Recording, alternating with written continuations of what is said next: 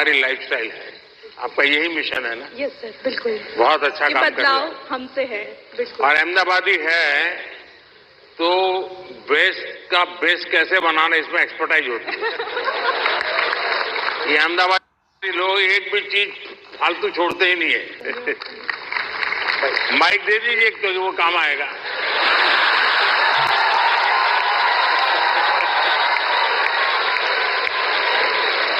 And the next award best creator for social change, और इस award की winner है जया किशोरी, जिन्हें आधुनिक दौर की मीरा कहा जाता है। One of the youngest spiritual orators, she shares stories and teachings from Bhagavad Gita and Ramayan in insightful manner. बहुत बहुत बधाई आपको।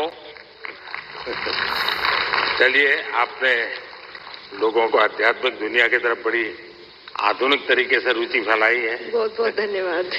बताइए कुछ। जी, मैं कथाकार हूँ, श्रीमद् भागवतम करती हूँ और गीता जी के ऊपर बातें करती हूँ, क्योंकि मेरा बचपन इन्हीं चीजों से गुजरा है। और जो बदलाव मुझ में आया है, चाहे शांति, सुकून, खुशी, हर चीज को लेकर।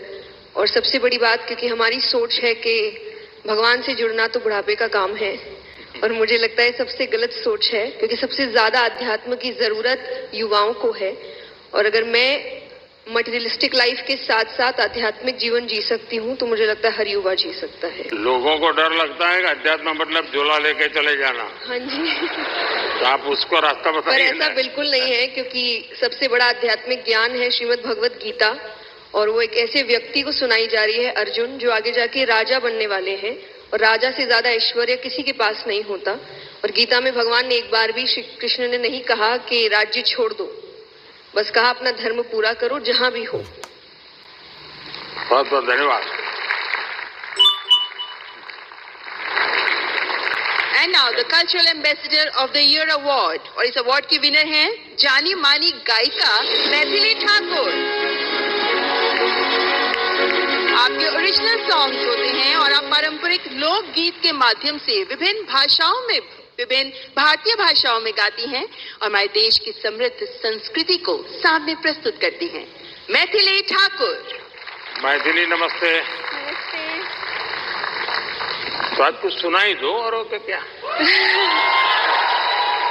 क्योंकि लोग मेरा सुन सुन के थक जाते हैं। बिल्कुल सर। अच्छा, थक जाते हैं ना? नहीं, मतलब बिल्कुल मैं आपको सुनाती हूँ। और सबसे पहले सभी लोगों को महाशिवरात्रि की ढेर सारी शुभकामनाएं। और तो शिव जी का ही भजन कर लो आज। जी जी जरूर।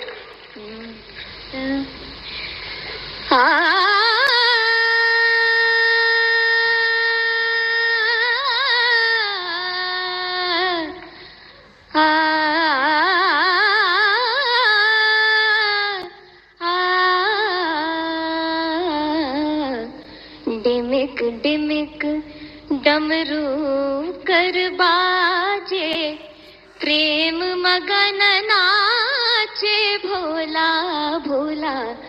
डिमिक डिमिक डमरू कर बाजे, प्रेम मगन नाचे भोला। सिंही नाद बजावत गावत, सिंही नाद बजावत गावत, लटक रही बगली झोला भोला। डिमिक डिमिक डमरू कर बाजे, प्रेम मगन नाचे भोला। बहुत बहुत बधाई मैथिली जी आपको। आपने देखा होगा, मैंने मन की बात में एक बार एक जर्मन बच्ची का उल्लेख किया था। वो जन्म से उसको आंखें नहीं है, हिंदुस्तान देखा नहीं है, और मैं हैरान हूं कि भारत के, दक्षिण भारत की भाषाओं के गीत इतना तेजी से ग्रास करती है। और भी पिछले दिनों यहाँ आई थी तो मेरा मिलना हुआ, तो उसने तमिल में मुझे शिव भजन सुनाया। और संगीत की क्या ताकत होती है, कोई भाषा उसको मालूम नहीं है जर्मनी के सिवाय, लेकिन अद्भुत प्रभाव पैदा करती है। आपको भी वो परमात्मा ने कृपा दी है। आपने साधना भी की है, मेरी तरफ से बहुत बहुत शुभकामनाएं। बहुत बहुत शुक्रिया। क्या मैं आपके साथ एक तस्वीर ले सकती हूँ? तस्वीर लेनी है? कैसे? अच्छा, सेल्फी के बिना नहीं चलता है। आज रास्ते में मुझे बहुत खुशी हुई। बहुत बहुत शुक्रिया, धन्यवाद। And now the best international creator. इस अवार्ड में 3 लोगों के नाम हैं, किरी Paul from Tanzania and Cassandra May Spitman, the German singer. And we have one more award winner in this Best International Creator category, and he is Geo Hicks. He's an American with Hindi and Bhojpuri skills, and he's gained fame for fluent Hindi and Bihari accent. तो आप हिंदी भी बोलते हैं, बिहारी भी बोलते हैं। यहाँ लोग आपकी बिहारी सुनना चाहेंगे। मैं इतना नर्वस फील कर रहा हूँ कि लगता है भोजपुरी, हिंदी, इंग्लिश सब भूल गया मैं, बट कोशिश करूँगा। जो भी बोल सकते बोल लीजिए। नहीं, मैं बहुत खुश हूँ, धन्यवाद अवार्ड के लिए। और मैं बस लोगों को खुश करना चाहता हूँ और भारत का नाम रोशन करना चाहता हूँ। अगर इसमें मैं सक्सेसफुल हूँ तो मैं खुश हूँ। ये टैलेंट कैसे आपको, कैसे इस तरफ रुचि बनी और कैसे आपकी जिंदगी यात्रा शुरू हुई? मेरा पापा actually BHU Banaras Hindu university में पढ़ाई किया था, तो मैंने बचपन में कुछ टाइम वहीं पे बनारस में स्पेंड किया और फिर पटना में वो एक्चुअली मिथिला पेंटिंग्स का भी बिजनेस में था कुछ टाइम के लिए। हाँ, तो फिर उसके बाद बचपन के बाद मैं वापस US गया, बट US में मन नहीं लगा। मेरे को लगा मुझको जल्दी घर वापस आना है, तो मैं आ गया। चलिए, आपको बहुत बहुत शुभकामना। आपका एक वाक्य भी इस देश के नौजवानों के लिए बहुत इंस्पायर करेगा। शुक्रिया, ऑल द बेस्ट। धन्यवाद। और हमारे देश के टूरिज्म पोटेंशियल को सामने लाने वाले बेस्ट ट्रैवल क्रिएटर अवार्ड के विनर हैं Kamiya Jani, the founder of Curly Tales. हमारे देश के कई ऐसे पहलुओं को सामने रखा है जो अभी तक अनएक्सप्लोर्ड रहे हैं। So the beauty of India has been showcased by her in her videos. That's Kamya Jani. बहुत बहुत बधाई। Thank you so much. Thank you. Kamiya ji बताइए। मुझे घूमने का बहुत शौक है और मुझे लगता है कि जब हम ऑफिस से थके आ रहे आते हैं या वीक भर पूरा काम करते हैं, वीकेंड में हमें एंजॉय करना चाहिए। जो इतनी ब्यूटीफुल नेचुरल ब्यूटी हिंदुस्तान में है वो एंजॉय करनी चाहिए। और मुझे लगता है भारत सबसे ज्यादा खूबसूरत देश है और यही ऑब्जेक्टिव है कि ग्लोबल मैप पर भारत नंबर 1 पर हो बस। और फिलहाल कंफ्यूज हूँ, लक्षद्वीप जाऊं या द्वारका? द्वारका आपको काफी नीचे जाना पड़ेगा। लेकिन वो मेरा अनुभव बहुत ही अद्भुत था। खैर, उसकी बात कभी फिर करूंगा, लेकिन मैं नहीं मानता सब टूरिस्टों के लिए कितना सुविधाजनक होगा।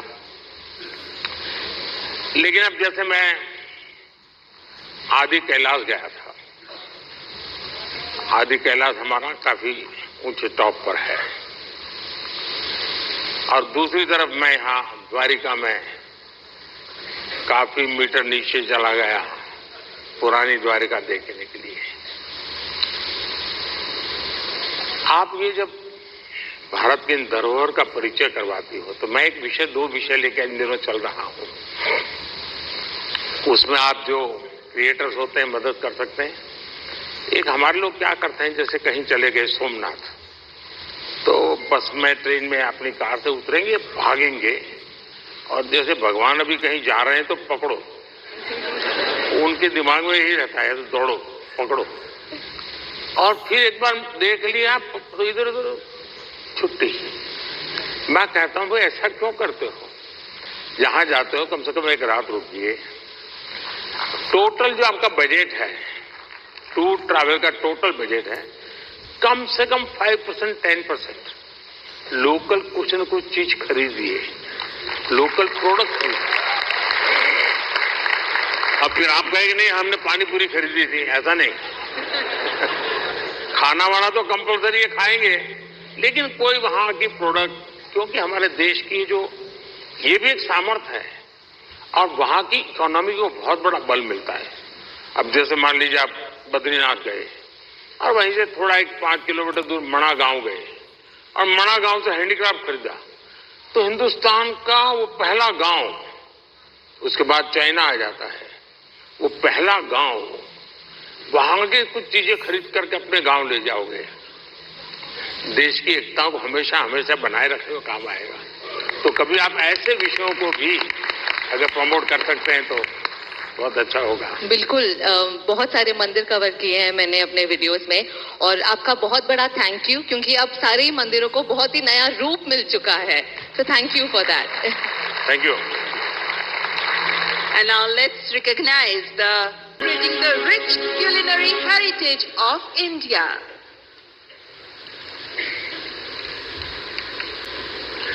कविता जी, बहुत बहुत बधाई आपको। धन्यवाद सर। वो जो मल्हार है ना, उनको खाना बनाना सिखाओ। उसको कुछ सिखाइए।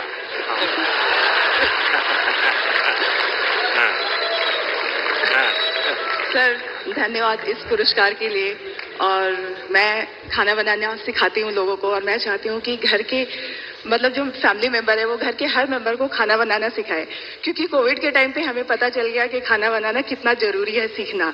तो पढ़ाई के साथ साथ इसको भी हम अपनी लाइफ स्किल में ऐड करें तो ज्यादा अच्छा होगा। और साथ में मैं चाहती हूँ कि जैसे स्कूल वगैरह में हम बच्चों को बाकी चीजें पढ़ाते हैं, तो उसके साथ अगर हम एग्रीकल्चर भी सिखाएं तो बच्चों को ये पता चलेगा कि एक अनाज उगाने में कितना मेहनत होता है। And now the most impactful Agri Creator Award. This award goes to Lakshya Dabas. I invite his brother Mrinal Dabas to receive the award on his behalf. कृषि को लेकर इनोवेटिव टेक्निक से कैसे हम कृषि को समृद्ध कर सकते हैं, इसी पर काम करते रहे हैं लक्ष्य दबास। बधाई हो, आपका लक्ष्य सफल हो।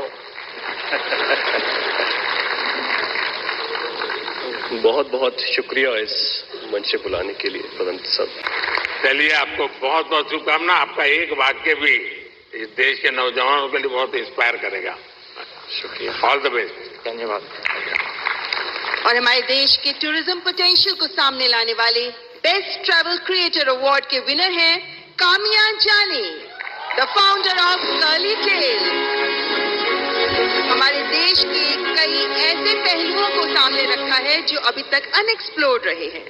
So the beauty of India has been showcased by her in her videos. That's Kamya Jani. बहुत बहुत बधाई। Thank you so much. Thank you. The best creator in tech category, और इसके विनर हैं टेक्निकल गुरुजी के नाम से जाने जाने वाले गौरव चौधरी। आपका पहला टेक चैनल है जो 1 करोड़ सब्सक्राइबर्स के मार्क को क्रॉस कर गया, and you even covered UPI in Paris. That's Gaurav Chaudhary.